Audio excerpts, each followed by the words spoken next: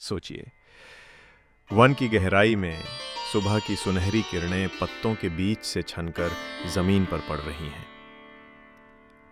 हवा में साल और सागौन की महक घुली है और दूर कहीं पक्षियों का मधुर कलरव सुनाई दे रहा है। लेकिन इस शांत वातावरण के भीतर एक तूफान धीरे धीरे आकार ले रहा है।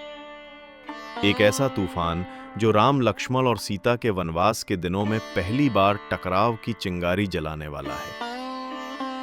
यह है अरण्यकांड का वो प्रसंग जब शूर्पणखा की योजना ने घटनाओं की दिशा बदल दी। राम और सीता पंचवटी के पास अपने साधारण कुटीर में रहते हैं।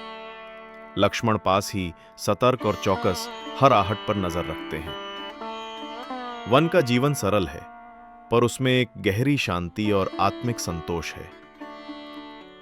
राम का तेज, सीता की कोमलता और लक्ष्मण की निष्ठा, तीनों मिलकर एक ऐसा दृश्य रचते हैं जो किसी तपोवन से कम नहीं।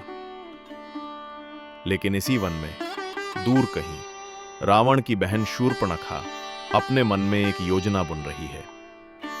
वो राक्षसी जो रूप बदलने में निपुण है, राम के सौंदर्य और तेज की चर्चा सुन चुकी है। उसके मन में एक विचित्र आकर्षण और लालसा जन्म ले चुकी है। वो राम को अपना बनाना चाहती है, चाहे इसके लिए उसे कोई भी छल क्यों ना करना पड़े। एक दिन वो अपने कुरूप राक्षसी रूप को त्याग कर एक सुंदर स्त्री का रूप धारण करती है। उसकी आंखों में एक अजीब चमक है, होठों पर एक बनावटी मुस्कान। वो पंचवटी की ओर बढ़ती है, जहां राम सीता के साथ वन पथ पर टहल रहे हैं। राम उसे देखते हैं और सहज विनम्र स्वर में पूछते हैं, आप कौन है देवी, और इस वन में किस प्रयोजन से आई हैं? शूर्पणखा मधुर स्वर में उत्तर देती है, मैंने आपके पराक्रम और सौंदर्य की चर्चा सुनी है और आपको देखकर मेरा मन मोहित हो गया है।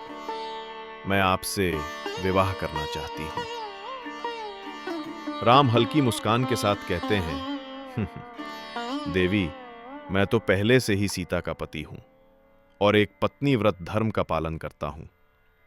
यदि आप चाहें तो मेरे छोटे भाई लक्ष्मण से बात कर सकती हैं। यह सुनकर शूर्पणखा लक्ष्मण की ओर मुड़ती है, पर लक्ष्मण भी हंसकर कहते हैं, मैं तो अपने प्रभु राम की सेवा में जीवन बिताने वाला हूं। विवाह करना पड़ सकता है, और जब ऐसा हो तो संयम और साहस ही सबसे बड़ा अस्त्र है। वन की उस सुबह की शांति अब बदल चुकी थी।